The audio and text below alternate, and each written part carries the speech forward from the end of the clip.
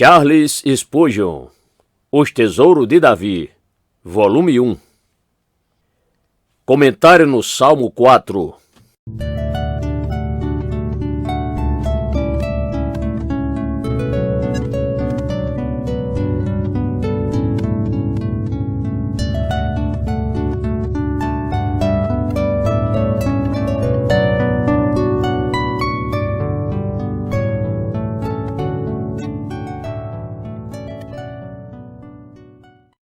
Título: Este salmo, ao que parece, foi composto para acompanhar o Salmo 3 e forma uma parelha.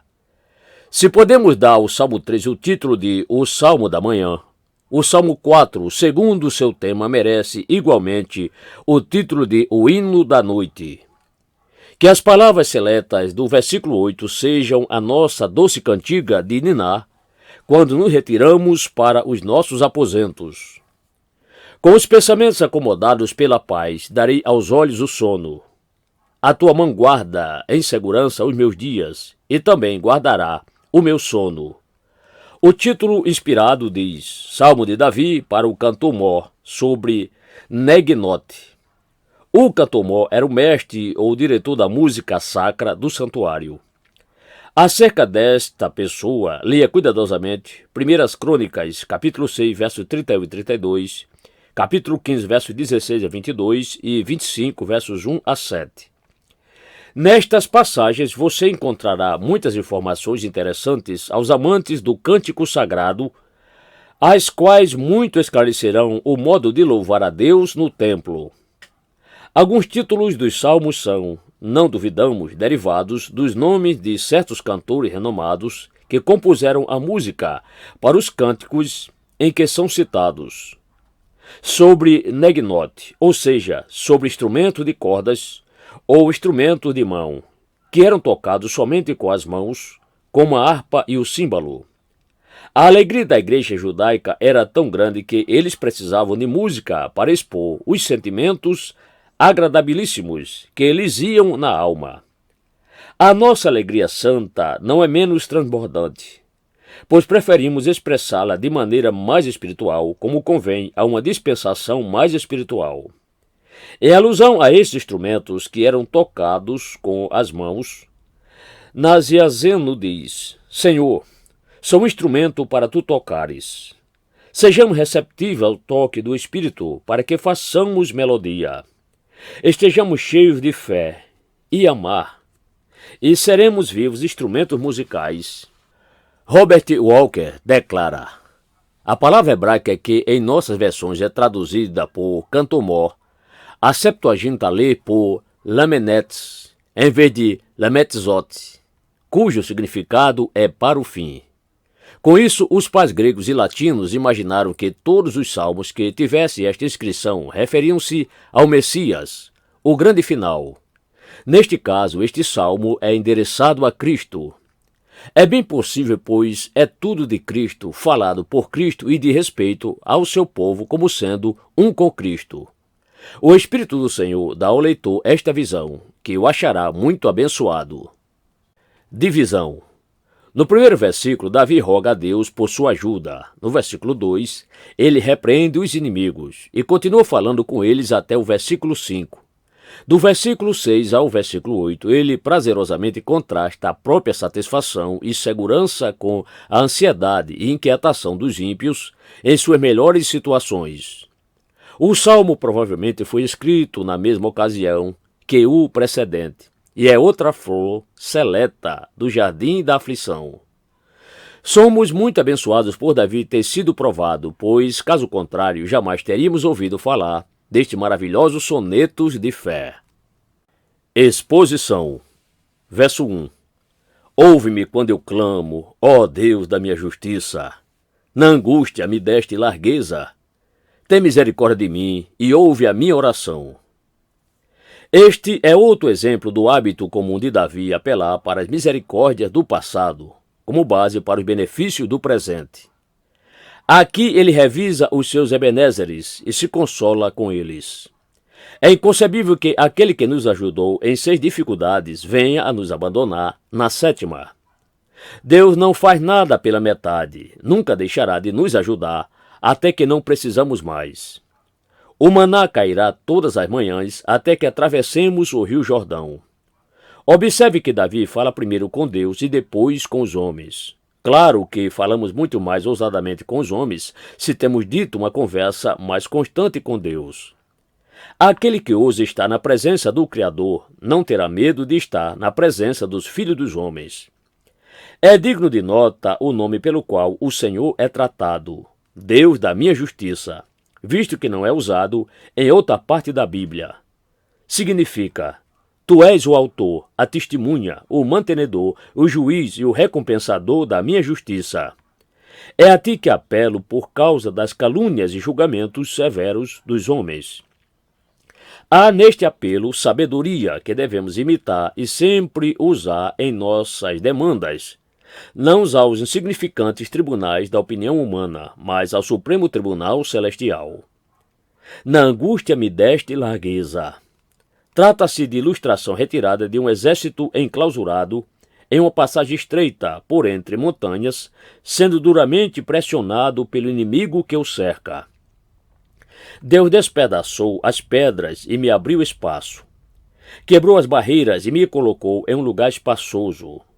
Ou podemos entender assim: Deus alargou o meu coração com alegria e consolação, quando eu era como um homem preso por dor e tristeza. Deus é um consolador constante. Tem misericórdia de mim. Ainda que tu permitas com razão que os meus inimigos me firam por causa dos meus muitos e grandes pecados, abrigo-me na tua misericórdia e peço que tu ouças a minha oração, tirando o teu servo dessas dificuldades. O melhor dos homens precisa de misericórdia tão verdadeiramente quanto o pior deles. Todas as libertações dos santos, como também os perdões dos pecadores, são dons livres da graça divina. Verso 2: Filho dos homens, até quando convertereis a minha glória em infâmia? Até quando amareis a vaidade e buscareis a mentira? Selá. Nesta segunda divisão do Salmo, somos levados do quartinho da oração para o campo da batalha. Observe a coragem destemida do homem de Deus. Ele reconhece que os inimigos são homens grandes, pois este é o significado das palavras hebraicas traduzidas por filho dos homens. Mas considera-os homens tolos, repreende-os como se não passassem de crianças. Diz que amam a vaidade e buscam a mentira, quer dizer, ilusões, imaginações vãs, extravagâncias inúteis, invenções mal intencionadas. Pergunta-lhes até quando pretende tornar-lhe a glória em pilhéria e a fama em escárnio. Um pouco dessa risada já é demais. Por que precisa continuar se entregando a essas coisas? Não tinham sido bastante insistentes em observar-lhes as dificuldades? Os repetidos reveses que tiveram não os convenceram de que o ungido de Deus não seria vencido por todas essas calúnias? Será que pretendiam brincar com a alma no inferno e prosseguir com as zombarias até que a vingança veloz transformasse a alegria ruidosa em uivos arrepiantes? Ao contemplar a insistência perversa das buscas inúteis e mentirosas, o salmista faz uma pausa solene e insere um selá. Claro que também podemos parar um pouco para meditar na extrema loucura dos ímpios, na permanência no mal e na destruição certa. Podemos aprender a admirar a graça que nos fez ser diferentes e nos ensinou a amar a verdade e a buscar a justiça. Verso 3: Sabei, pois, que o Senhor separou para si aquele que lhe é querido. O Senhor ouvirá quando eu clamar a ele. Sabei. Os tolos não aprendem, sendo necessária a repetição das mesmas coisas inúmeras vezes, sobretudo quando se trata de uma verdade extremamente amarga que terão de aprender, a saber, o fato de que os justos são os escolhidos de Deus e, por graça distintiva, foram reservados e separados dentre os homens.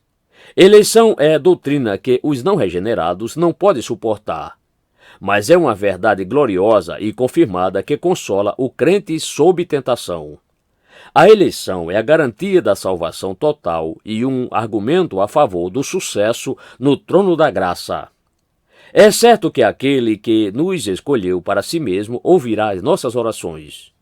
Os eleitos do Senhor não serão condenados, nem os seus clamores ficarão sem serem ouvidos.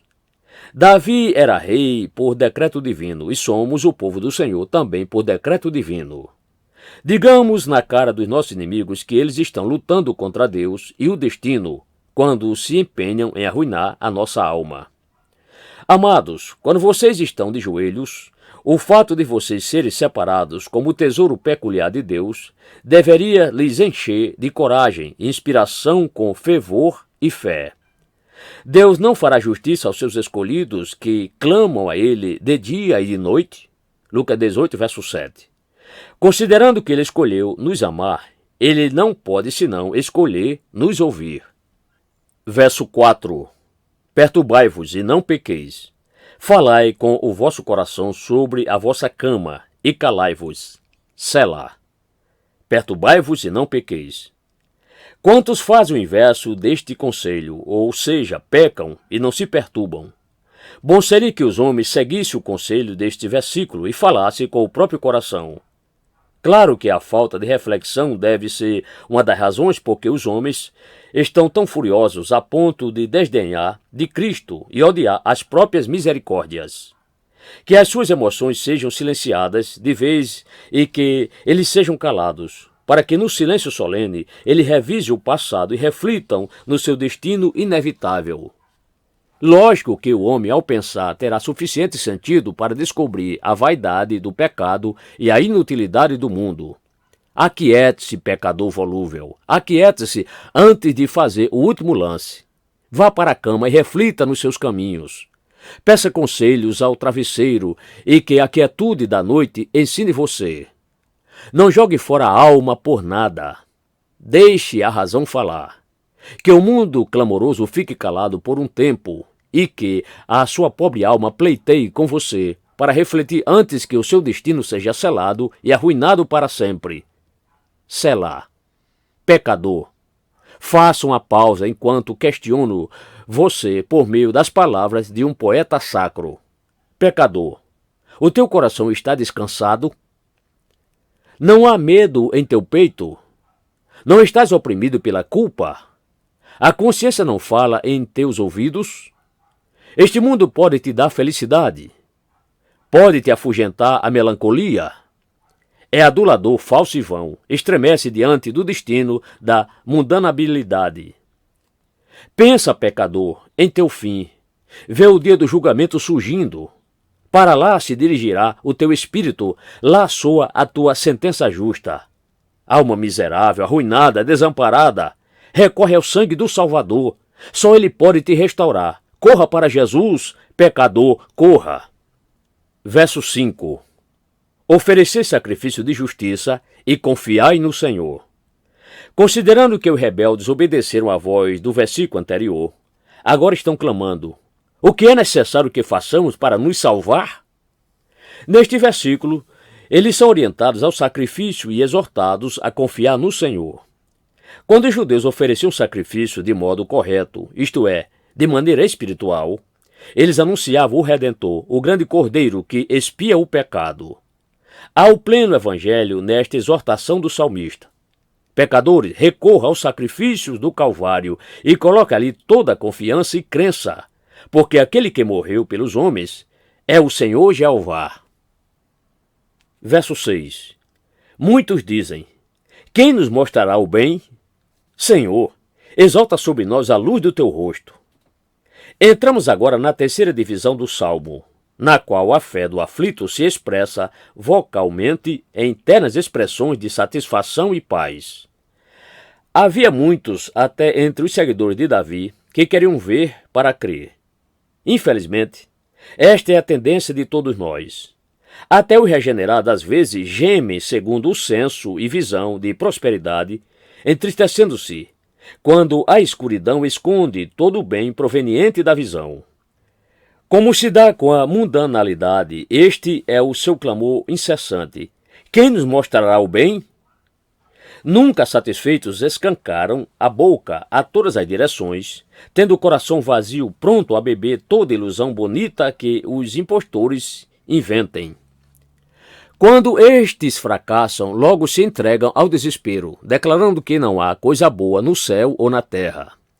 O verdadeiro crente é um homem de natureza muito diferente. O rosto não é voltado para baixo como os animais, mas para cima como os anjos. Não bebe das poças barrentas de Mamon, mas da fonte de vida de cima. A luz do semblante de Deus lhe basta. Estes são as suas riquezas, honra, saúde, ambição, comodidade. Dê-lhe estas coisas, e ele não pedirá mais nada. Esta é a alegria indizível e cheia de glória. Quanto mais constantes e permanentes sejam a habitação do Espírito Santo, a nossa comunhão com o Pai e com o Filho Jesus Cristo. Verso 7. Puseste alegria no meu coração, mais do que no tempo em que se multiplicaram o seu trigo e o seu vinho. É melhor, disse alguém, sentir o favor de Deus uma hora em nossa alma arrependida, do que se sentar longos séculos debaixo do sol mais quente que este mundo dê. Jesus no coração é melhor do que trigo no celeiro ou vinho no barril.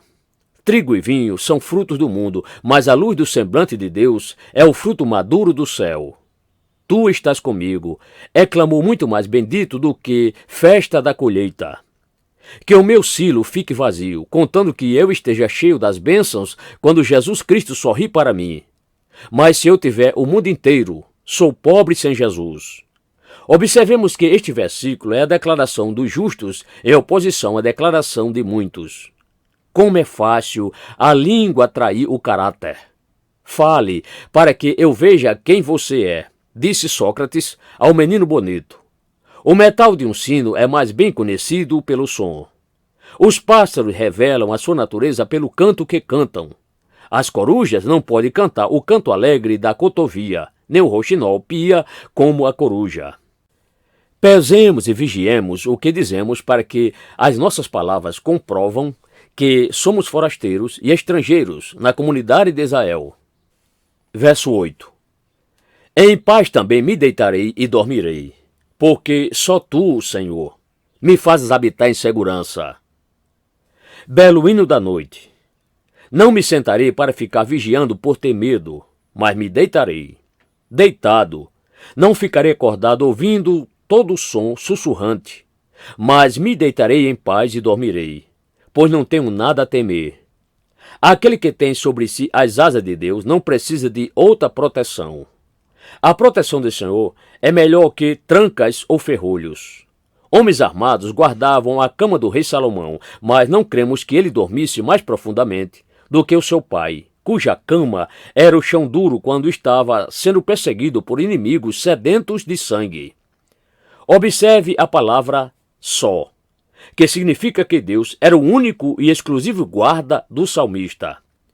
Embora estivesse sozinho, sem a ajuda dos homens, ele estava sendo bem guardado porque estava sozinho com Deus. A consciência tranquila é boa companheira de cama. Quanto de nossas horas insones poderiam ser determinadas à falta de confiança e mentes perturbadas. Dorme profundamente quem tem a fé a niná-lo para dormir. Não há travesseiro tão macio como uma promessa, nem cobertor tão quente como o interesse garantido em Cristo.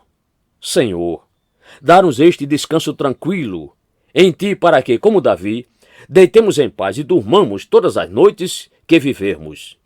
E que deitemos alegremente no momento aprazado para dormir na morte e descansar em Deus. A reflexão de Roberto Walker sobre este salmo é digna de ser a nossa oração e incentivo com prazer santo. Não podemos deixar de transcrevê-la. Leitor, nunca percamos de vista o Senhor Jesus quando lermos este salmo. Ele é o Senhor justiça nossa. Todas as vezes que nos aproximarmos do propiciatório, cheguemos com uma linguagem que corresponde à que diz que Jesus é o Senhor justiça nossa. Enquanto os homens do mundo buscam o seu bem principal, desejemos o favor divino que infinitamente transcende ao trigo e vinho, e todas as coisas boas que perecem pelo uso. Senhor, A tua benignidade é melhor do que a vida. Salmo 63, verso 3. Tu fazes que os que te amam herdem coisas substanciais e enches todos os seus depósitos. Tu, Deus e Pai, cheio de graça, separaste de maneira maravilhosa um de nossa natureza para ti mesmo. Tu realmente escolheste um do povo. Tu viste na pureza da sua natureza como alguém piedoso em todos os aspectos. Tu o deste como aliança do povo. Tu declaraste que te comprases nele, que a minha alma se compraza também nele. Agora sei que o meu Deus e Pai me ouvirá quando eu o clamar em nome de Jesus, e quando observo em busca de aceitação por causa de Jesus. O meu coração está firme, ó Senhor, o meu coração está firme. Jesus é a minha esperança e justiça. O Senhor me ouvirá quando eu clamar. Daqui em diante me deitarei em paz e dormirei em segurança em Jesus, aceito e recebido no amado. Pois este é o descanso, dai descanso ao cansado, e este é o refrigério. Isaías 28, verso 12.